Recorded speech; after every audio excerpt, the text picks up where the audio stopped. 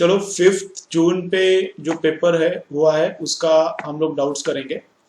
तो question number 1 में क्या फाइंड आउट करना है? क्वेश्चन नंबर 1 में हमको फाइंड आउट करना है फ्रिक्शनल फोर्स।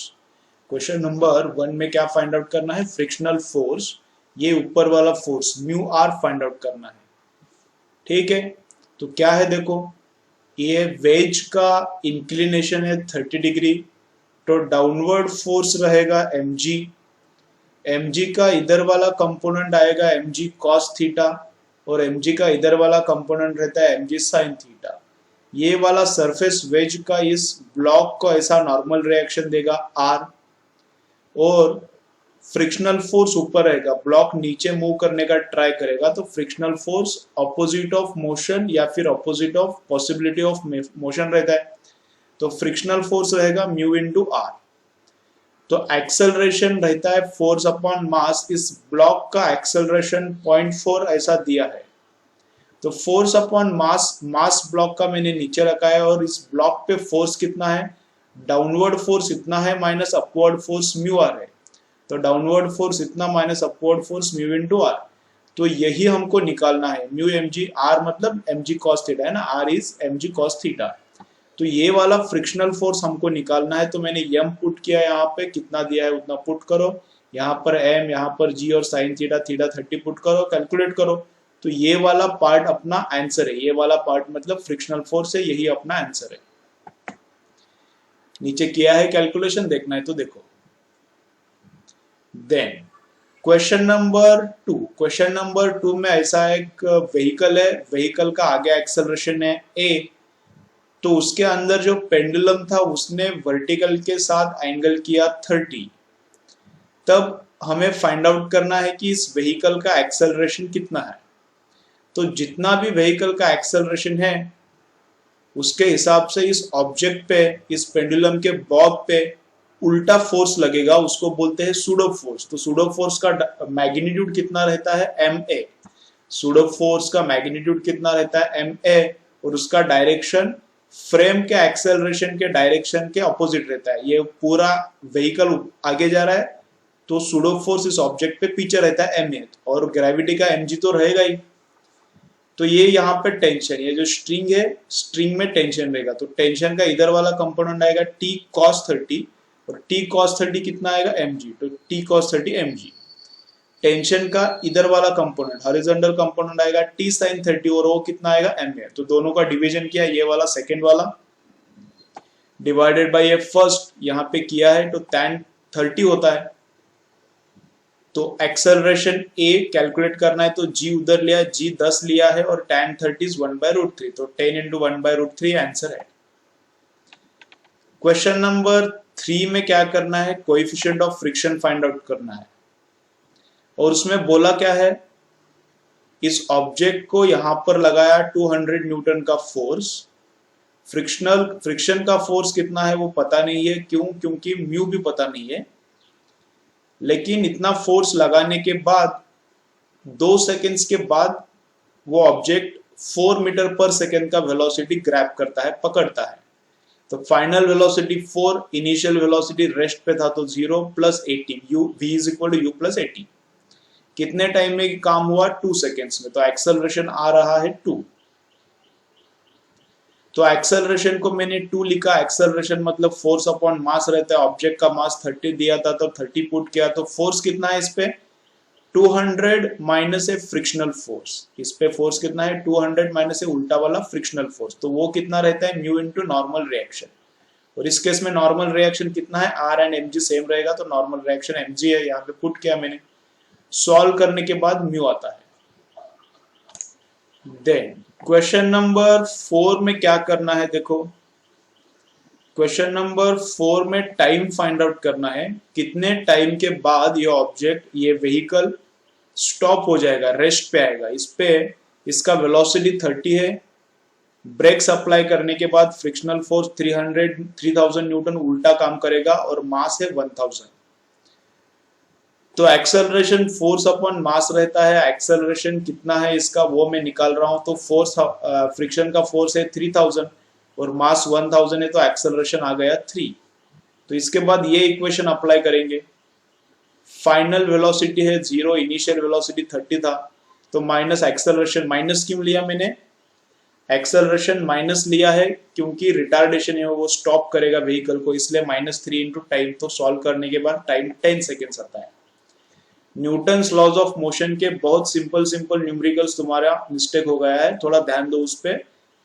ये सब क्वेश्चंस अच्छे से सॉल्व करो। न्यूटन्स लॉज ऑफ मोशन थोड़ा वीक लग रहा है मुझे, ओके तुम्हारा, तो थोड़ा अच्छे से करो। वो सिंपल सिंपल न्यूमेरिकल्स का भी गलती हुआ है। क्वेश्चन नंबर 5 में क्या देखो, ऐसा है, यहाँ पे वॉल है या फिर रूफ है, रूफ को 6 kg का अटैच किया है, 6 kg को 4 kg वाला अटैच किया है, इधर स्ट्रिंग है, और 4 kg को 2 kg वाला अटैच किया है, यहाँ पर स्ट्रिंग है। फिर यहाँ से स्ट्रिंग को कट किया, यहाँ से स्ट्रिंग को कट किया, तो यहाँ पे T2 कितना रहेगा ये पूछा है। तो मैं क्या करता हूँ, ये यहाँ पे कट करने के बाद तीनों ऑब्जेक्ट्स डाउनवर्ड मोशन स्टार्ट करेंगे और उन सबका एक्सेलरेशन जी रहेगा, उनको ऊपर खींचने वाला कोई नहीं ना, तो ऊपर खींचने वाला कोई नहीं है, तो सब मिलके नीचे जी एक्सेलरेशन से फॉल करेंगे। तो 2 वाले पे मैं क्या होता है वो देखता हूँ। तो 2 वाले पे डाउनवर्ड फोर्स है mg, 2 वाले पे अपवर्ड फोर्स कितना है T2, ये टेंशन, और इतना टोटल फोर्स है 2 पे, और डिवाइडेड बाय इसका ही मास, डिवाइडेड बाय उसका ही मास। तो downward force upon upward force is total force upon उसका मास, तो total force upon mass is acceleration. तो 2 kg का एक्सेलरेशन, सब लोग ही जी एक्सेलरेशन से नीचे जाने वाले हैं, सब मासेस जी एक्सेलरेशन से नीचे जाने वाले हैं, तो इसका एक्सेलरेशन कितना रहेगा, जी रहेगा। तो m इधर पुट किया तो mg कैंसिल होता है, तो T2 कितना आता है 0, T1 भी कैलकुलेट करोगे तो भी 0 ही आएगा। तो यहां से स्ट्रिंग तोड़ने के बाद दोनों में टेंशन कितना होता है 0। इंपॉर्टेंट चीज क्या है, सब ऑब्जेक्ट्स नीचे फॉल करेंगी विद एक्सेलरेशन g, तो वो मैंने यहाँ पे यूज किया है। Force total upon mass is equal to उसका एक्सेलरेशन कितना रहेगा g। क्वेश्चन नंबर 7 में देखो क्या क्या हुआ है। इस स्ट्रिंग में टेंशन T है, तो इधर तक टेंशन T रहेगा क्योंकि पुली को मास नहीं है और स्ट्रिंग को भी मास नहीं है। सिमेट्री है इसलिए इधर भी टेंशन T रहेगा। तो इस मास को देखो, इक्विलिब्रियम है तो ऊपर वाला फोर्स इज इक्वल टू नीचे वाला, तो ऊपर वाला फोर्स इज T और नीचे वाला फोर्स mg, तो इक्वल है।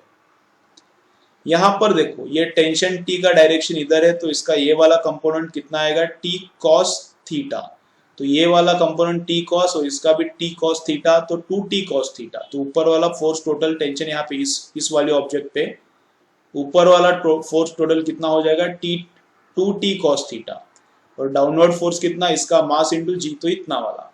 तो ये, तो दिस इक्वेशन को या दूसरी इक्वेशन को पहली इक्वेशन से मैंने डिवाइड किया, तो T कैंसिल हो गया, तो 2 cos theta is equal mg गया, तो √2। सॉल्व करो उसको, तो थीटा मिलता है 45।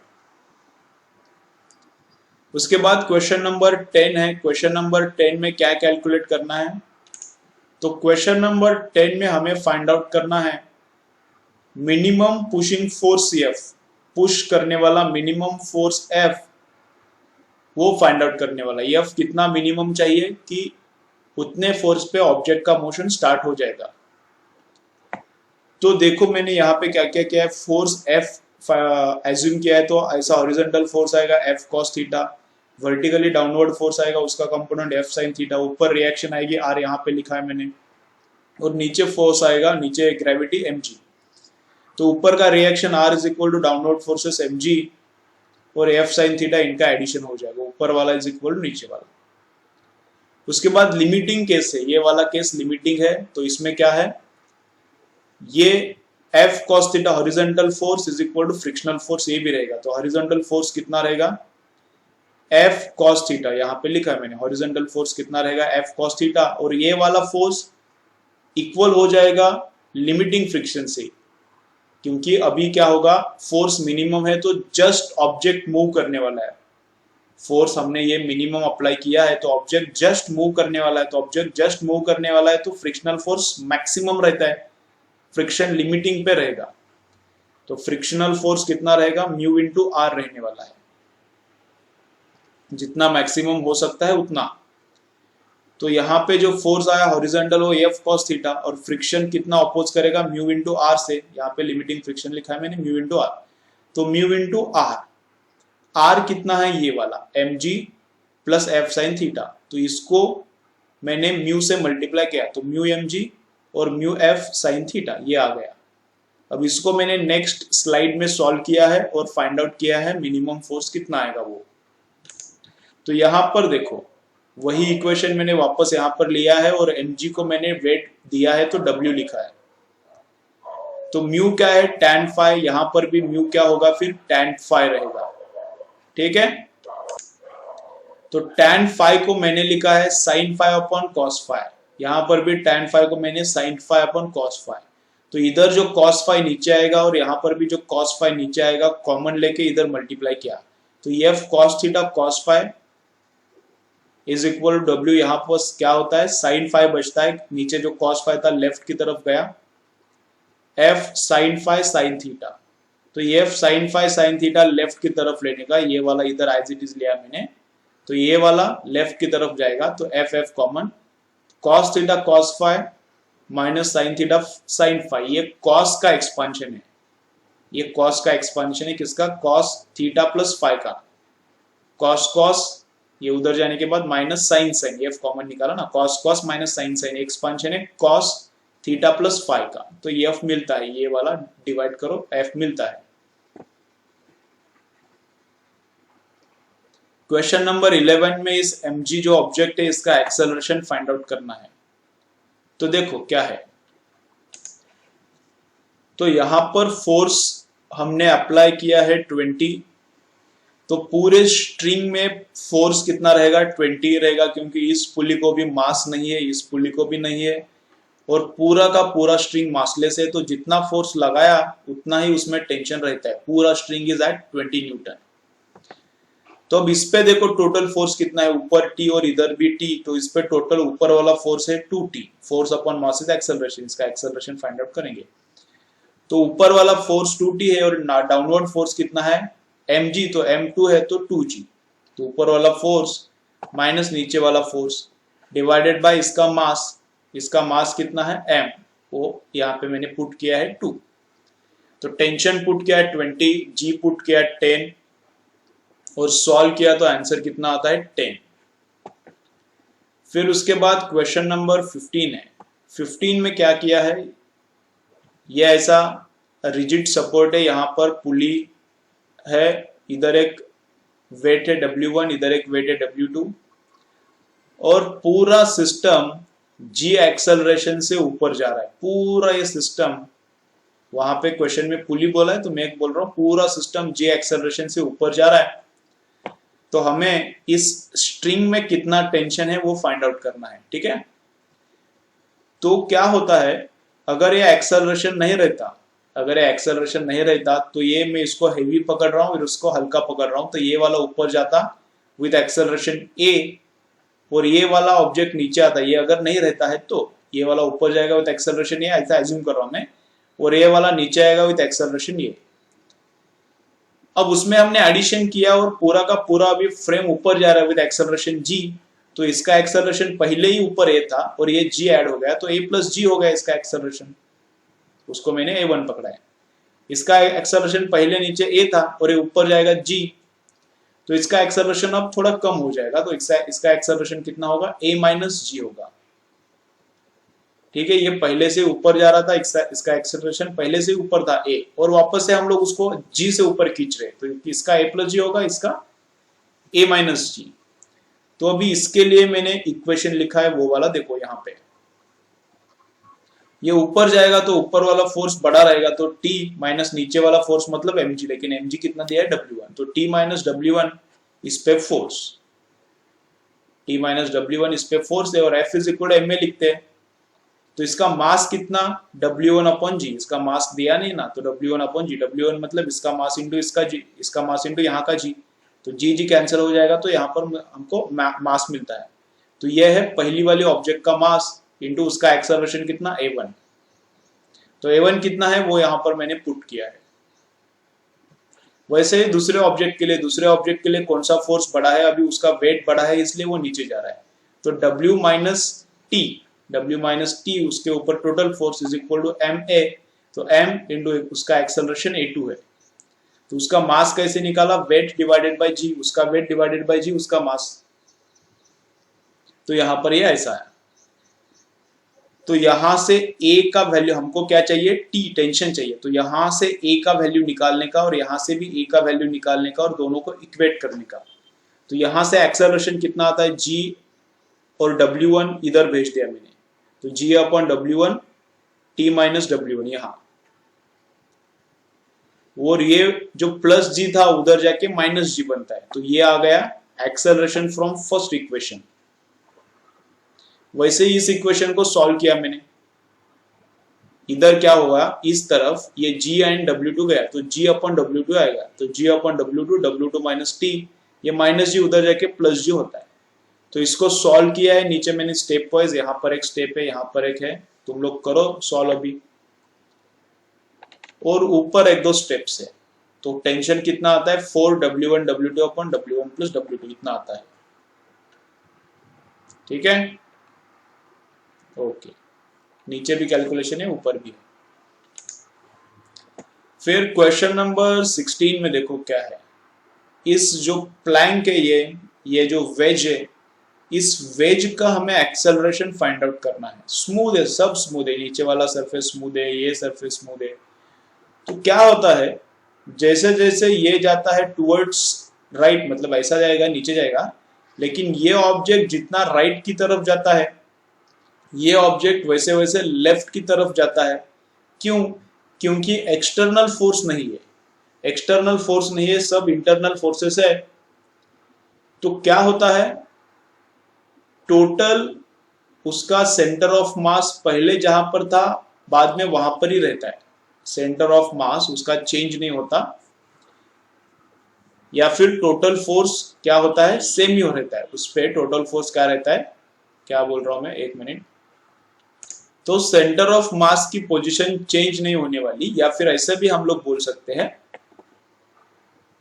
इसके ऊपर जितना फोर्स टुवर्ड्स राइट रहेगा, इसके ऊपर जितना फोर्स टुवर्ड्स राइट रहेगा, इस कैपिटल एम पे भी उतना ही फोर्स टुवर्ड्स लेफ्ट रहेगा, इस कैपिटल एम पर भी उतना ही फोर्स टुवर्ड्स लेफ्ट। ये बड़ा वाला छोटे वाले पे जितना राइट की तरफ फोर्स लगाता है, तो ये छोटा वाला ये बड़े वाले को उतना ही फोर्स टुवर्ड्स लेफ्ट लगाता है। ठीक है, ऐसा भी हम लोग बोल सकते हैं हॉरिजॉन्टल डायरेक्शन में, हॉरिजॉन्टल डायरेक्शन में, या फिर हॉरिजॉन्टल डायरेक्शन में सेंटर ऑफ मास चेंज नहीं होगा, वर्टिकल डायरेक्शन में सेंटर ऑफ मास चेंज होगा। हाँ, वर्टिकल डायरेक्शन में एक्सटर्नल फोर्स आ गया, वर्टिकल डायरेक्शन में ग्रेविटी अप्लाई हो रहा है ना वर्टिकल डायरेक्शन में, तो वर्टिकल डायरेक्शन में सेंटर ऑफ मास ऊपर था वो नीचे आएगा, वो चेंज होगा। मैं हॉरिजॉन्टल बोल रहा हूँ, हॉरिजॉन्टल डायरेक्शन का सेंटर ऑफ मास चेंज नहीं होगा, मतलब सेंटर ऑफ मास का y कोऑर्डिनेट चेंज होगा, लेकिन x कोऑर्डिनेट उसका क्या रहेगा, सेंटर ऑफ मास का सेम रहेगा, क्योंकि x डायरेक्शन में फोर्स एक्सटर्नल नहीं है। ठीक है, तो हॉरिजॉन्टल डायरेक्शन में क्या सेंटर ऑफ मास वहीं पे ही रहेगा, या फिर ऐसा भी बोल सकते हैं क्या, हॉरिजॉन्टल डायरेक्शन में छोटे पे राइट की तरफ जितना फोर्स है उतना ही फोर्स बड़े पे लेफ्ट की तरफ होना चाहिए।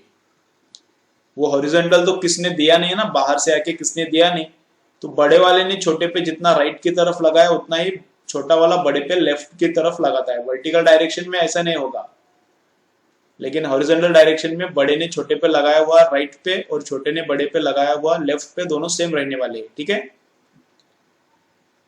तो छोटे वाले का इधर एक्सेलरेशन कितना है, mg sin थीटा फोर्स है तो g sin थीटा आएगा, तो छोटे का इधर वाला एक्सेलरेशन कितना आएगा, g sin theta into cos theta. यहाँ पे लिखा है सही है, लेकिन मैंने काट दिया है, लेकिन वो सही है। तो छोटे वाले का इधर का एक्सेलरेशन कितना आएगा, g sin थीटा इंटू उसका ये वाला कंपोनेंट, तो कितना कॉस ऑफ थीटा, ये नियर थीटा है तो कॉस ऑफ थीटा आ जाएगा। तो ये है छोटे वाले का टुवर्ड्स राइट एक्सेलरेशन। तो छोटे वाले पे राइट की तरफ फोर्स कितना है, उसका मास इंटू उसका ये वाला एक्सेलरेशन, उसका मास इंटू उसका वो एक्सेलरेशन, ये वाला इज इक्वल टू बड़े वाले का लेफ्ट की तरफ एक्सेलरेशन रहेगा, तो बड़ा मास इधर देखो, अब ये मास में इधर लेता हूं, तो बड़ा मास इंटू बड़े वाले का एक्सेलरेशन दोनों इक्वल रहने चाहिए। ये है छोटे वाले पर का फोर्स, ये है छोटे वाले पे फोर्स टुवर्ड्स राइट, और ये इधर आने के बाद ये होता है बड़े वाले पे फोर्स टुवर्ड्स लेफ्ट, दोनों सेम रहने चाहिए, क्योंकि उस डायरेक्शन में एक्सटर्नल फोर्स नहीं है, तो एक दूसरे पे सेम सेम फोर्स लगाएंगे। तो मास से डिवाइड करने के बाद ये आता है अपना एक्सेलरेशन ऑफ वेज। तो इसमें mg sine theta, mg cos theta का है, mg cos थीटा मतलब नॉर्मल रिएक्शन है, mg cos थीटा, तो उसके लिए नॉर्मल रिएक्शन लिखा तो n sine theta upon m आता है। mg cos थीटा को क्या लिखो, n लिखो, तो n sine theta upon capital M आता है आंसर। क्वेश्चन नंबर 21 एकदम ही गाउटी था, क्यों गलत किया मुझे समझ नहीं रहा। ऐसा एक वायर का बंडल है और उसमें से इतना करंट जा रहा है, तो टोटल करंट कितना, एडिशन करो, क्या सिंपल था। और स्ट्रेट वायर है तो 5 सेंटीमीटर पे मैग्नेटिक फील्ड का फॉर्मूला क्या है, म्यू आई अपॉन 2 पाई है, म्यू नॉट डालो, आई जितना इधर से आता है वो डालो, 2 पाई है, और ए ये डिस्टेंस कितना है 5 सेंटीमीटर, तो 0.05 फुट करो, आंसर निकालो। 22 एक फॉर्मूला है स्टैंडर्ड, वो हम लोग निकाल सकते हैं, लेकिन उसके लिए इंटीग्रेशन करना पड़ेगा, थोड़ा हायर लेवल का रहता है वो, ठीक है, तो वो मैं यहां पर नहीं बताता। ये डायरेक्ट जो फॉर्मूला दिया है वो रट्टा मारो, याद रखो, ठीक है। 150 160 के ऊपर अगर फिजिक्स में मार्क्स जाते हैं तो वैसा वाला लगता है, अभी अपना वो लेवल 160 का नहीं आया है, तो इसलिए मैं वो इसका डेरिवेशन इंटीग्रेशन से बता नहीं रहा हूं यहाँ पर, तो डायरेक्ट फॉर्मूला है वो वैसा ही याद रखो। 26 में क्या बोलता है देखो, थोड़ा इसको मैं जूम करता हूं, तो 26 देखो, यहां पर एक गैल्वानोमीटर है, वो कितना करंट पे फुल डिफ्लेक्शन मारता है 50 पे, और इधर भी वैसा ही एक सेम है, तो 50 मैंने एज्यूम किया है, यहाँ पर मैंने जो एज्यूम किया है वो 50 एज्यूम किया है, वहां पर क्वेश्चन में कुछ बताया नहीं है। तो इसको कन्वर्ट करना है एमीटर में, बड़ा एमीटर में, तो ये वाला जो एमीटर नया बन गया है ये मेजर करता है करंट 2 एम्पियर, ये भी एज्यूम किया है मैंने। और इस वाले को कन्वर्ट किया मिली एमीटर में, मतलब ये मिली एमीटर वाला करंट मेजर करता है, तो अपना इधर करंट कितना जाएगा 500 जाएगा, ये भी एज्यूम किया है मैंने। तो ये गैल्वानोमीटर कितना एक्सेप्ट करेगा, वो तो 50 एक्सेप्ट करेगा, तो 2 एम्पियर में से इधर कितना जाना चाहिए, 50 जाना चाहिए, बचा हुआ नीचे से जाना चाहिए। और यहाँ पर भी 500 में से ऊपर बस 50 जाना चाहिए, और जो रिमेनिंग है 450 वो नीचे से जाना चाहिए। ऐसा ही स्ट्रक्चर रहता है, ऐसा अरेंजमेंट रहता है गैल्वानोमीटर में रेंज बढ़ाते वक्त। तो इससे करंट जाना चाहिए, उससे इससे करंट बहुत ज्यादा जाना चाहिए ना, यहाँ पे कितना करंट जाना चाहिए इस रेजिस्टेंस से 1950, 2000 मिली एम्पियर, 2 एम्पियर मतलब 2000 मिली एम्पियर में से ये 50 गया, तो 1950 जाना चाहिए, जबकि यहाँ से करंट कितना चाहिए 450, तो यहाँ से बड़ा करंट जाना चाहिए, तो यह रास्ता खुला खुला चाहिए, रास्ता इजी चाहिए, रास्ता खुला खुला रास्ता इजी चाहिए, मतलब रेजिस्टेंस कम चाहिए, ठीक है। तो यहाँ पे रेजिस्टेंस कम चाहिए, यहाँ पे रेजिस्टेंस ज्यादा, रेजिस्टेंस जितना कम करंट उतना ज्यादा जाता है। 27 में क्या बोला है देखो, यहां पर वोल्ट मीटर है, उसका रेजिस्टेंस है इतना, और उसका रेंज है 2 वोल्ट्स, इतने तक वो वोल्टेजेस मेजर करता है। तो वोल्ट मीटर भी एमीटर की जैसा काम कर सकता है, voltmeter can act as an ammeter, but वो कितना करंट मेजर कर सकता है मैक्सिमम, वो मैं यहाँ पर निकाल रहा हूं। तो वो कैसे निकालने का, V is equal to IR। तो ये वोल्ट मीटर कितने वोल्टेज पे, ये वोल्ट मीटर कितने वोल्टेज पे फुल डिफ्लेक्शन मारता है, 2 वोल्ट पे, तो 2 वोल्ट पे हमको मिलता है फुल डिफ्लेक्शन। तो आई पुट किया, पता नहीं कितना है, R 300, तो आई कितना आया 1/150, तो वो आता है 6.67 मिली एम्पियर। तो इसका मतलब क्या है, इसका मतलब ऐसा है कि ये जो वोल्ट मीटर है, ये जो वोल्ट मीटर है, ये जो वोल्ट मीटर है, ये 2 वोल्ट पर फुल डिफ्लेक्शन मारता है। इसको अगर हमने उसके एंड पॉइंट्स को, टर्मिनल्स को 2 वोल्ट का पोटेंशियल डिफरेंस दे दिया तो फुल डिफ्लेक्शन मारेगा। लेकिन जब उसको हम लोग 2 वोल्ट्स देंगे तब उसके अंदर करंट कितना रहेगा, इतना रहेगा। तो इतना करंट, जब इतना करंट उसको हम लोग दे देंगे, जब इतना करंट हम लोग उसको दे देंगे तब क्या हो जाएगा, वो फुल डिफ्लेक्शन मारेगा। तो ये वाला रहता है उसका एज एन एमीटर रेंज। तो एज एन एमीटर यूज किया तो इतना करंट मेजर करेगा वो, और as a voltmeter measure use किया तो कितना वोल्टेज मेजर करेगा, 2 वोल्ट। वो तो दिया है ना उधर, as a voltmeter use किया तो 2 वोल्ट मेजर करेगा, एज एन एमीटर यूज किया तो इतना करंट मेजर करेगा। अब इसका रेंज हम लोग बढ़ा सकते हैं लेकिन कम नहीं कर सकते। तो ऑप्शन बी में इससे कम रेंज है, तो इससे कम रेंज नहीं हो सकता।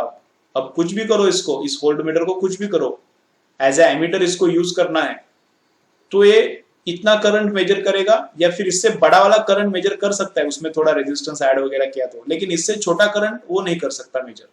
तो इससे छोटा वाला करंट मेजर करने वाला एमीटर हम लोग नहीं बना सकते, ठीक है। तो ऑप्शन शायद 1 मिली एम्पियर ऑप्शन है, बी ऑप्शन, तो वो अपना आंसर है। क्वेश्चन नंबर 30 में आर है, वो साइक्लोट्रॉन का क्वेश्चन है, mv अपॉन क्यूबी है। काइनेटिक एनर्जी हाफ होता है, काइनेटिक एनर्जी हाफ मतलब मास में फर्क नहीं पड़ा, मतलब वेलोसिटी कितना होना चाहिए, v/√2, इसका स्क्वायर मतलब v/2 होता है ना। काइनेटिक एनर्जी हाफ मतलब वेलोसिटी v/√2। अगर वेलोसिटी v/√2 होता है तो नया रेडियस कितना, mv/√2 अपॉन क्यूबी। इसको mv अपॉन क्यूबी कितना रहता है, पुराना रेडियस, तो r अपॉन √2। तो रेडियस कितना बनेगा, तो रेडियस कितना बनेगा, r अपॉन √2, ठीक है।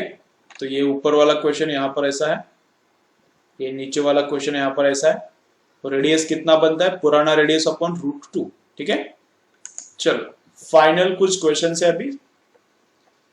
तो यहाँ पर एक कॉइल है, कॉइल का ये आगे वाला पार्ट है, ये पीछे वाला पार्ट है। तो आगे वाले पार्ट में करंट जा रहा है राइट की तरफ, मैंने ये एज्यूम किया, वहां पर नहीं दिया। और यहाँ पे वर्टिकल, ये हॉरिजॉन्टल कॉइल है, ये वर्टिकल कॉइल है, और यहाँ पे करंट आगे वाली लाइन से जा रहा है डाउनवर्ड, ये भी मैंने एज्यूम किया है, ये पीछे वाली लाइन है, ये आगे वाली लाइन है। तो मतलब ये वाला पार्ट देखो, अभी मेरे वीडियो में देखो, ये वाला पार्ट कैसा है, ऐसा है, इधर दिख रहा है क्या, ऐसा ऐसा, मतलब इधर एक कॉइल है ऐसा, यहाँ पर एक कॉइल है और यहाँ पर एक कॉइल है, यहाँ पर एक कॉइल है ऐसी, और यहाँ पर एक कॉइल है, यहाँ पर एक कॉइल है, यहाँ पर एक कॉइल है, ठीक है। तो यहाँ पर मैग्नेटिक फील्ड टोटल पूछा है, तो दोनों कॉइल सेम है, करंट सेम है, तो ये B1 और B2 सेम है, वैसा वहां पे दिया है, दोनों का रिजल्टेंट ऐसा आएगा। तो ये इधर ही क्यों आएगा, B1 इस कॉइल, वन कॉइल ये, तो वन कॉइल का मैग्नेटिक फील्ड इधर ही क्यों आएगा, तो वो हम लोग निकाल सकते हैं by right hand thumb rule.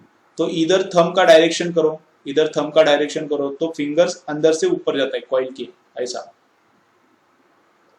Thumb का डायरेक्शन इधर करोगे तो फिंगर्स कॉइल से अंदर से ऊपर जाता है, तो इसका मैग्नेटिक फील्ड अपवर्ड रहेगा। इधर देखो, इधर थंब डाउनवर्ड रखो, राइट हैंड रूल करने का, इधर थंब डाउनवर्ड रखो, तो थंब वहां पर डाउनवर्ड रखेंगे, थंब वहां पर डाउनवर्ड रखेंगे तो क्या होता है, इधर जाता है, कॉइल के अंदर से फिंगर इधर जाता है, तो ये मैग्नेटिक फील्ड यहां पर है। तो दोनों का रिजल्टेंट इधर आएगा Br। तो Br कितना रहेगा, √B1² plus B2² plus 2B1B2 cos of angle between them, लेकिन एंगल बिटवीन देम 90 है तो वो 0 हो जाएगा, तो B² प्लस B² 2B² का √2B आएगा। तो रेशो पूछा है तो कितना, √2h2 आएगा। 37 में ऐसा इलेक्ट्रॉन घूम रहा है तो मैग्नेटिक फील्ड पूछा है, मैंने मैग्नेटिक फील्ड नहीं, रेडियस पूछा है, किसको प्रोपोर्शनल है क्या है। तो इलेक्ट्रॉन ऐसा घूम रहा है तो मैग्नेटिक फील्ड अंदर कैसा रहेगा, इलेक्ट्रॉन ऊपर ऐसा जा रहा है तो करंट कैसा रहेगा, डाउनवर्ड, निगेटिव है ना तो करंट उल्टा, इलेक्ट्रॉन ऊपर तो करंट डाउनवर्ड। तो करंट अगर डाउनवर्ड रहेगा तो यहाँ पे जो मैंने मैग्नेटिक फील्ड का डायरेक्शन बताया है वो गलत है, उल्टा चाहिए मैग्नेटिक फील्ड का डायरेक्शन। तो अगर करंट नीचे आएगा डाउनवर्ड, करंट नीचे आएगा डाउनवर्ड, तो मैग्नेटिक फील्ड रहेगा टुवर्ड्स राइट, तो मैग्नेटिक फील्ड ये गलत है, राइट की तरफ रहेगा। तो कितना फॉर्मूला है उसका, μI/2r, कॉइल एज्यूम करेंगे उसको μI/2r, तो म्यू का म्यू, 2r का 2r, करंट कितना, चार्ज जब घूमता है तब कितना करंट प्रोड्यूस होता है, qv/2πr, ये है करंट इलेक्ट्रिसिटी चैप्टर में, q velocity upon 2π into radius of circle. तो q इलेक्ट्रॉन का चार्ज था, वेलोसिटी v था, 2 पाई का 2 पाई और ऊपर का ये नीचे का 2 4 पाई और आर स्क्वायर हो गया। तो आर स्क्वायर इधर लिया, तो आर स्क्वायर किसको प्रोपोर्शनल आता है, वी अपॉन बी को। तो ये ऑप्शन में है, रूट लेके है ऑप्शन में, R is proportional to root of V by B, तो वो आंसर है।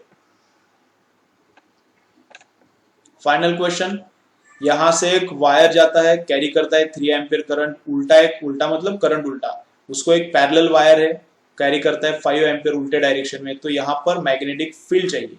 तो इसका मैग्नेटिक फील्ड का डायरेक्शन देखो, ये वाला जो बीच में मैग्नेटिक फील्ड प्रोड्यूस करता है उसका डायरेक्शन क्रॉस आता है। देखो जब वायर ऐसा है, वायर राइट की तरफ करंट जा रहा है तो अंदर जाता है, मैग्नेटिक फील्ड कैसे जाता है, अंदर जाता है।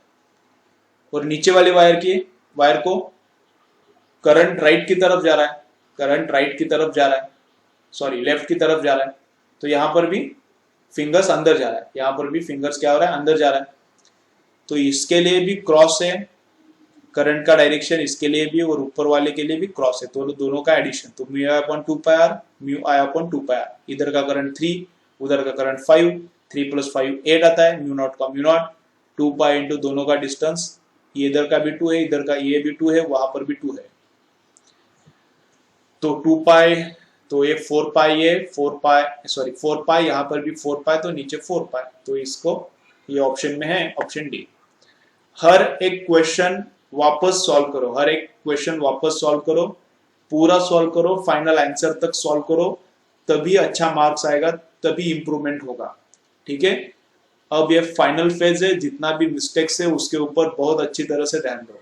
जितना भी मिस्टेक्स है, क्यों हो रहा है, क्या हो रहा है, ये देखो। जो मिस्टेक्स हो रहा है उसके जैसे बहुत सारे न्यूमेरिकल सॉल्व करोगे तो मिस्टेक्स कम कम होते जाएगा। अब काम क्या है, ज्यादा से ज्यादा फोकस करना है मिस्टेक्स के ऊपर। फोकस किस पे रहना चाहिए अपना, मिस्टेक्स के ऊपर। मिस्टेक्स अच्छे से सॉल्व करो, अंडरस्टैंड करो, तो मार्क्स बढ़ेगा, धीरे धीरे मार्क्स बढ़ेगा। ठीक है, चलो थोड़े दिन बचे, पूरा मेहनत करो, जान लगा के पढ़ाई करो। थोड़े दिन बचे, पूरा मेहनत करो, जान लगा के पढ़ाई करो। ठीक है, अच्छा मार्क्स आएगा तो अच्छा कॉलेज भी मिलेगा। ठीक है, अच्छा मार्क्स आएगा, लेकिन मेहनत करो, थोड़े दिन बचे, मेहनत करो।